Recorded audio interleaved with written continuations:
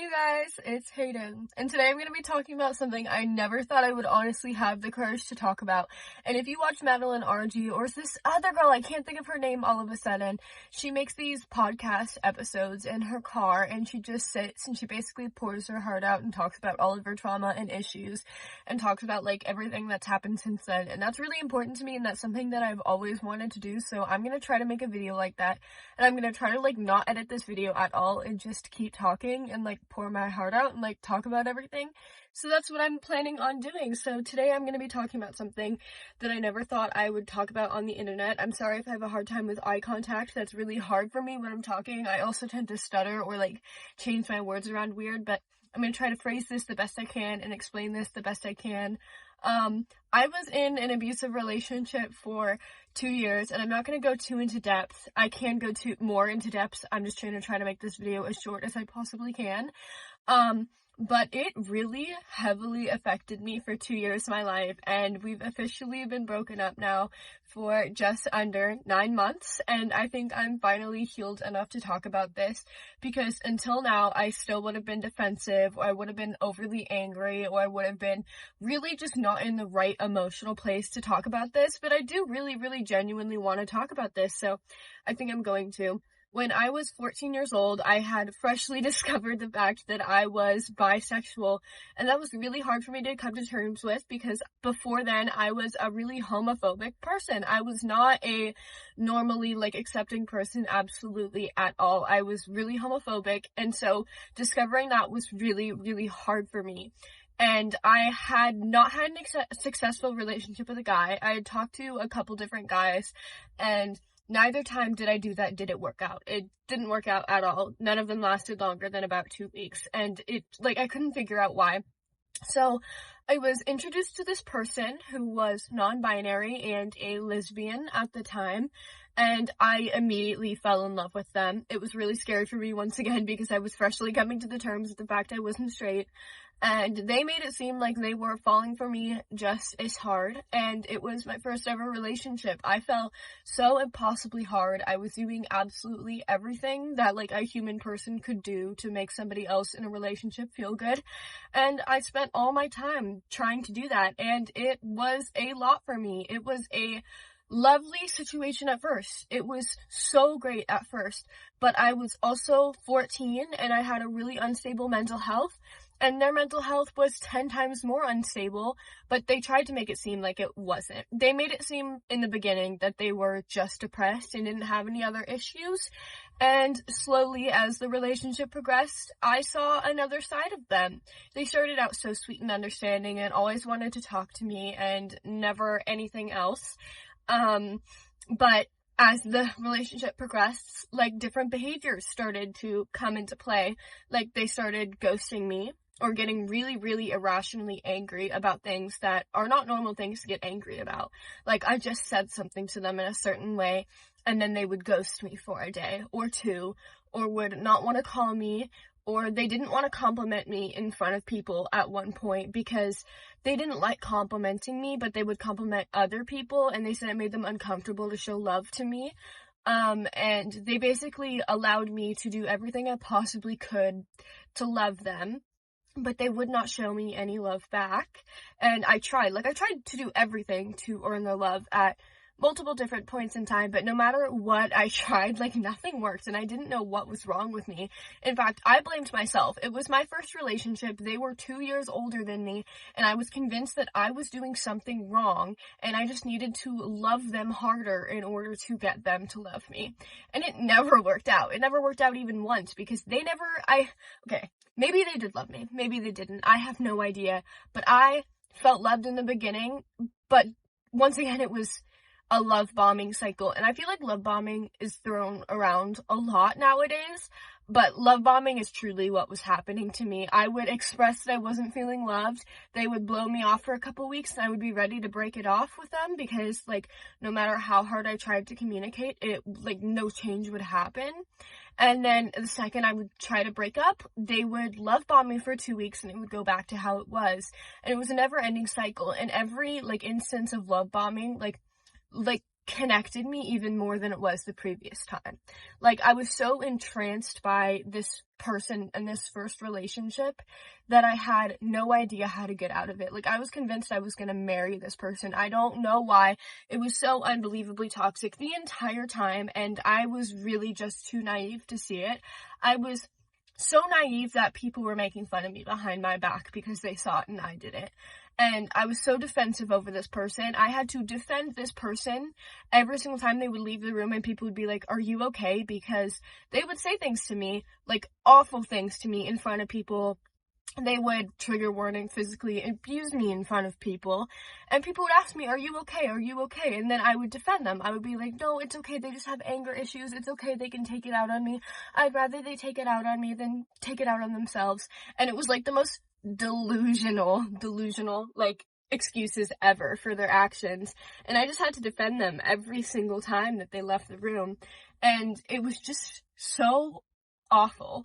Like, it was so awful, and I was never happy, and the moments of happiness, like, they were so rare that when they did come around, I was happier than I've ever been in my entire life. Like, they were extreme, like, manic amounts of happiness for a short period of time, and then I would go back deep into the depths of despair, because that's how love bombing feels. When you're being love bombed, it's like the highest of highs in the entire world, and then the second the love bombing is over, you're deeper than you've ever been, and it's like, it's so awful, because my emotions, because of the love bombing and the cycles of being so happy to, like, so confused and then so, like, deep and dark, my emotions were so out of whack absolutely all the time. And I just, like, I started developing weird behaviors that I'd never developed before, where I just started getting defensive to everybody in my life, to my friends, to my parents, to everybody. Like, I constantly felt like I was being attacked for no reason, and I was never able to figure out why I felt like I was being attacked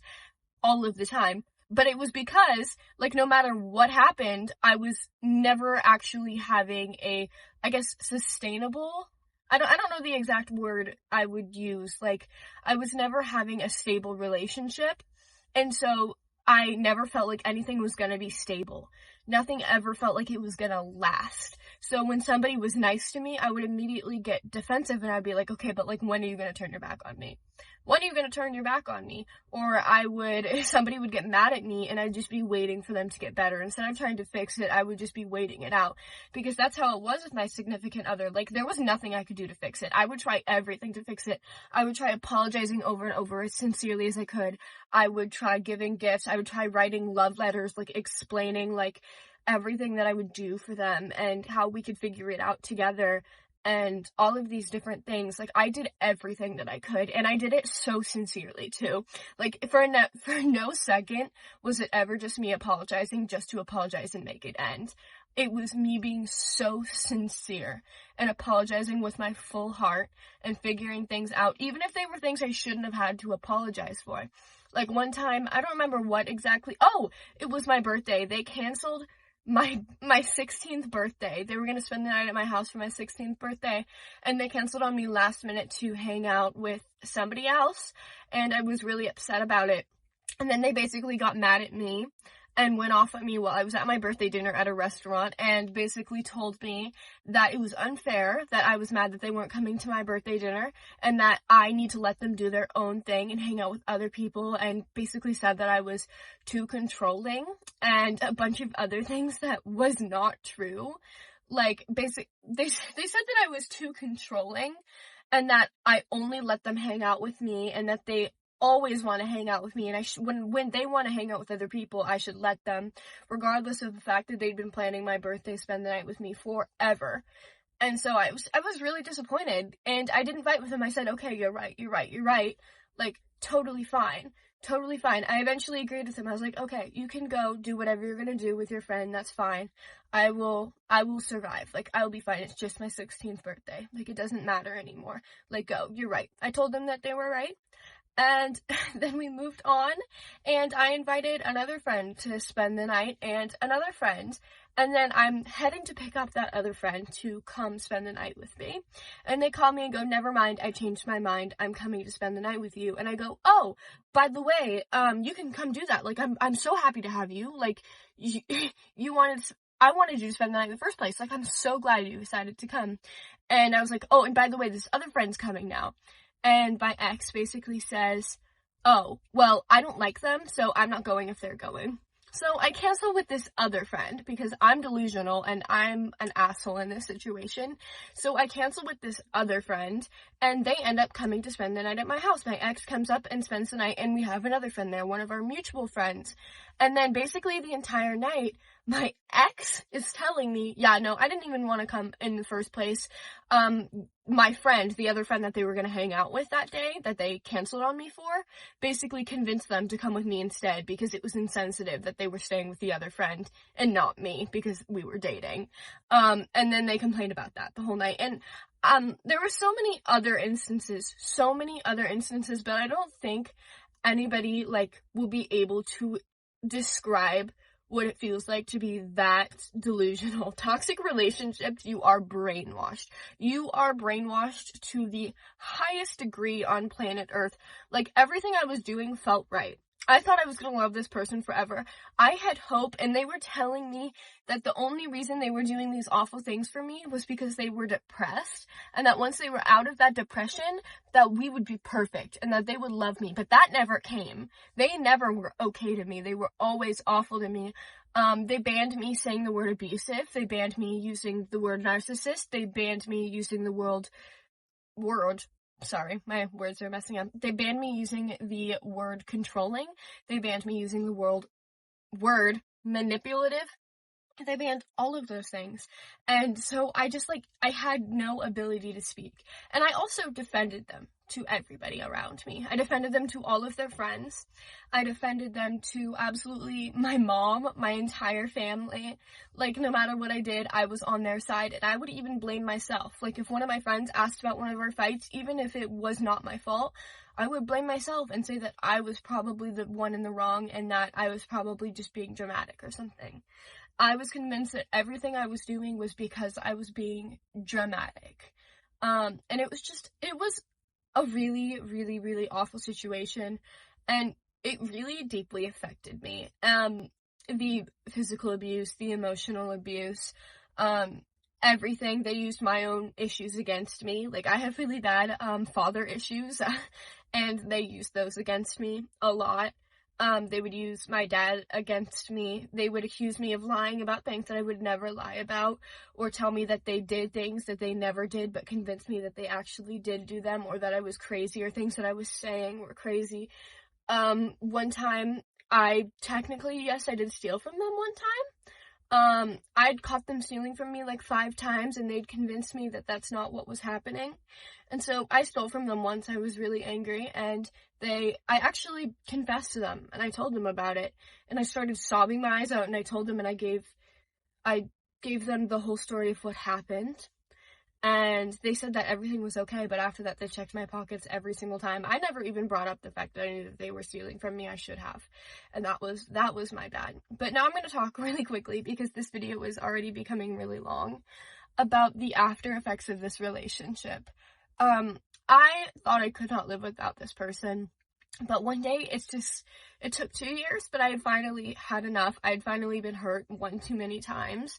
I was cheated on 3 times in this relationship with 3 different people, and it finally, worse came to worse, and I just couldn't do it anymore. And so I broke up with them, and I broke up with them for good. At first, we tried to keep a stable relationship, as friends.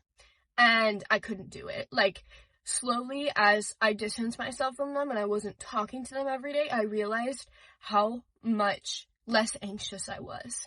Like, every single time I picked up my phone and saw a text message from somebody, I wasn't borderline having a panic attack. Like, they weren't sending me messages, so if I picked up my phone, I wouldn't see a message from them and go, oh my god, if I open this, am I going to be getting screamed at right now? Or are they going to just ask me to come over? I don't know. So slowly I started realizing how much less anxious I was when they weren't around.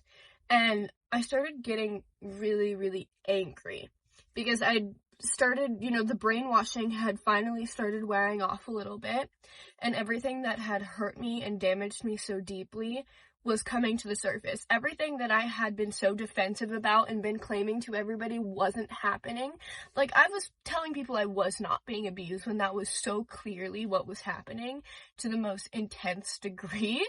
I finally started coming to terms that was what was happening. And one night I was with my friend Abby, and I just looked over her. I don't even remember how this happened. I just looked at her, and she looked at me, and my tears were streaming down my face. And she was like, "What's going on?" And I was like, "Why did I deserve any of that? Why would they do this to me? Why did I deserve that? Why did I deserve any of this? Like, what did I do to make them do this to me?" And she just gives me a hug, and she wipes my tears off my cheeks, and everything's like all good. But like, slowly I started getting madder and madder. And then one day I told them never talk to me again. Well, actually, I told them like 5 times. I told them, stop talking to me, I need time. They didn't listen to that, and they immediately texted me again. I told them, please stop, I'm making a boundary. I don't want to talk for a while. I'll let you know when I do. And then they texted me again, and then I said, don't ever text me again. And then they texted me on TikTok and said, I guess you want me to leave you alone forever now. And I said, I've told you this like 5 times now. And so I blocked them on everything. And then they sent me this very, very nice message on Twitter, which I didn't even know they had my Twitter, but apparently they did. And it was this message that was so kind and so lovely and so beautiful. And I was like, why couldn't you have told me this in the 2 years that we were dating? Your inability to tell me this in our 2 years of dating and mean it is the reason that we aren't together right now. Because you could not tell me that you actually loved me. When I said I love you, you would say, I can't say I love you back because I just don't feel good right now. Or, okay, I'm starting to get a little bit sour, but you get what I'm saying. Like, it was really abusive. I don't need to get more into the details. Slowly I started distancing myself, and then I started working on getting better. And my grades were so bad throughout this whole relationship. I was spending so much time with them. When my grades were down, they would convince me to come over to their house and hang out with them, and I would be like, I'm sorry, I like have to do school, and they would be like, I'd help you with school, but then they absolutely would not. So my grades were just really bad. My grades went up so high, and then suddenly, like, I stopped breaking out in acne, and then my hair was growing better. Like, I was smiling in my pictures. I was hanging out with people I would have never been allowed to hang out with ever in my whole life.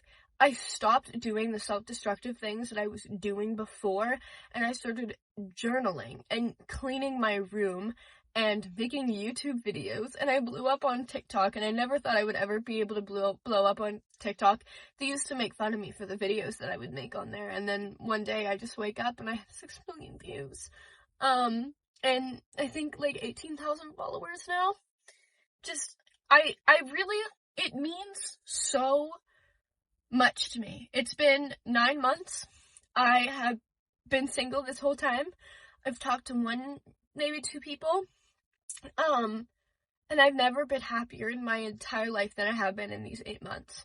Like, I don't think I've had a single depressive episode in these 8 months. It's like actually insane. I never thought it would get better. I never, ever, ever in a million years thought it would get better. And it did. Like, I would wake up in the morning and I would hate everything. And now I wake up in the morning and I smile and I talk to my mom and I don't yell at people anymore.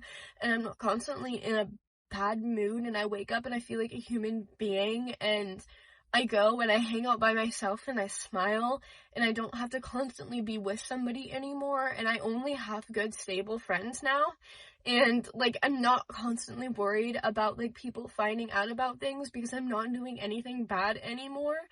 I'm so confident in my body. I no longer feel insecure. I'm no longer being told all of these negative things, and I no longer feel like I'm not enough like I did before. Like, it was so insane how much I changed. Like, I don't even know how to explain the difference getting out of that relationship made in my life. Like, it's insane to me how this happened. Like, and I'm not trying to get too sappy, but I just want to let you guys know, because I know that it's probably a lot more common than people think it is. I can go more into depth about some more stories if you want, or give more, like, depth into different things, But I just wanted to give like a little bit of a gist. I know I did get a little bit angry, but currently I go days without thinking about this relationship anymore. Like, there was a time I never thought I could live without this person, and now I'm thriving without this person, and I never thought I would thrive. I have new goals. I've made so many new friends. I've gotten further than I've ever thought I would. Like, it's insane. It's so insane. I have a job. I work 5 days a week. I have money. I drive a car. I drive wherever. I'm not constantly grounded. Like, I think these kinds of situations are so much more common than are talked about. And I think it's really important that I talk about my story, and especially the fact that I got out and I am so much better.